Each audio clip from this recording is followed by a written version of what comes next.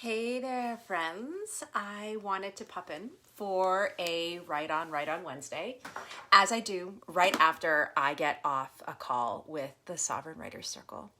And today I would like to speak to you about my new friend here. Is it a reindeer? Is it a stag? Is it some sacred representation of the goddess?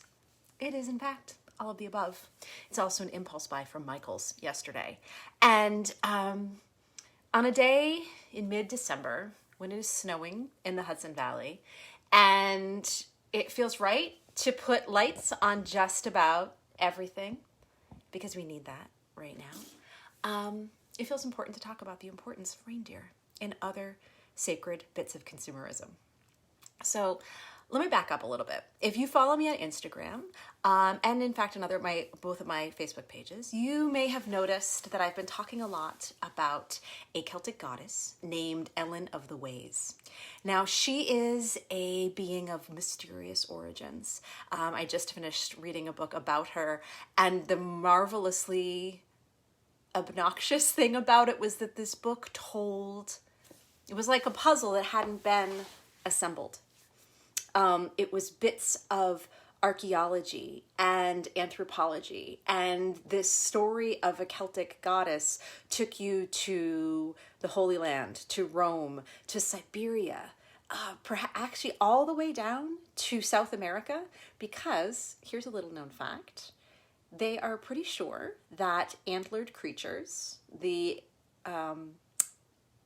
ancestors of today's deer and reindeer, came from South America, up through Central America, North America, across the land bridge of Alaska into Siberia, and then all the way to Europe and down to Africa. So, and of course, Siberia is really important in this entire story because that is the place where we know the shamans have long since talked to the antlered gods, and especially the women the wise women would be antlered, and they would wear these amazing headdresses.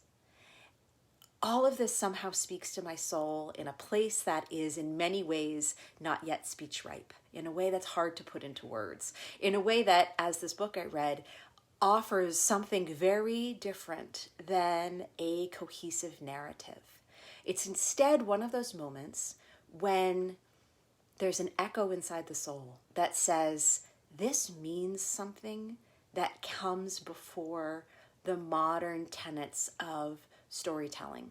And there's a place where the line got broken, that we lost track of exactly who this antlered being was, goddess, or whatever kind of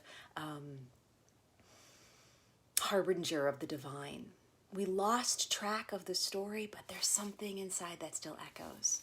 And so much of my life lately has been made up of discovering deer and antlers, and all of these different stories have been following me around the digital world especially, but then also when I'm going to Michael's to buy some holiday yarn, and I realize this one right here needed to come home with me.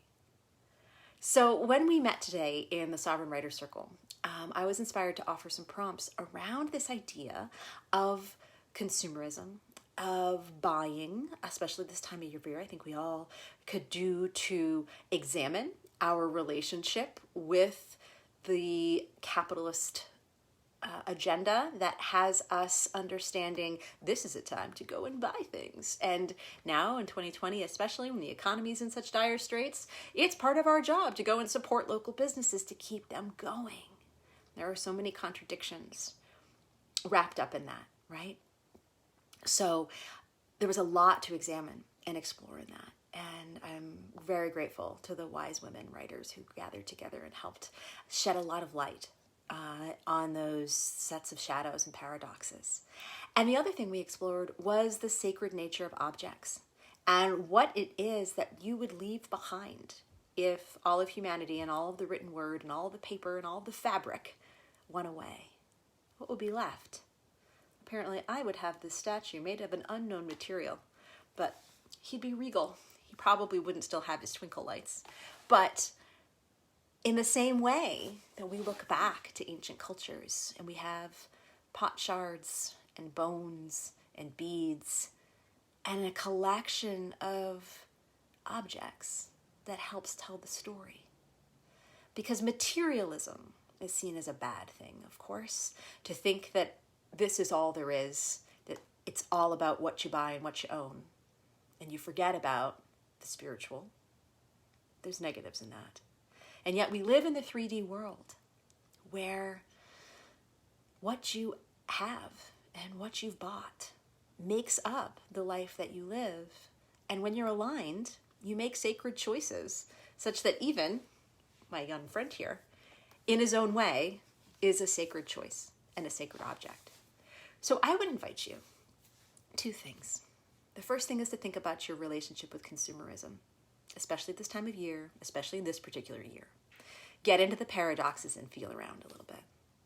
And also think about the sacred objects in your life, that which helps represent who you are, who helps you anchor in, because we do live in a three-dimensional world. The material of our cells, things we hold in our hands, it matters. It's not the only thing. But if we try to act as if, we walk through a veil of tears and just a bunch of stuff, and this isn't the real world. We're waiting for the afterlife. We're trying to focus on the spiritual. Then we miss the point.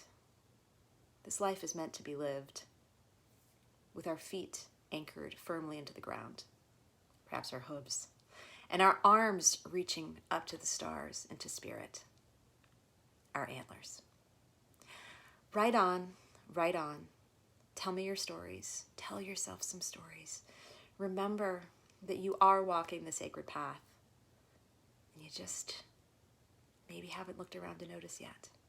Speaking of sacred, magic is another word that comes through for me when I think of the sacred, because magic itself is sacred. The act of seeking magic, making magic, playing with our words to understand that every word we say is a spell we cast. Starting December 14th, we are going to be doing another 7 Magic Words Challenge, and I would love to have you with us. I will drop the link below this video. But this is the free seasonal challenge that we do to call upon our reserves and resources of creativity, to see everyday life in a new way, because magic is the art of shifting our consciousness, right? All of us could use a little bit of that, because this most magical season of the year, sometimes the magic's a little bent and twisted. Let's find a way to direct it, to make it pure, to make it yours.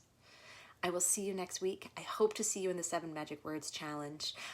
If you're here on Facebook, just look up the Magic Words Collective. It's the group we have specially dedicated to the project. You'll find it right away. Be well.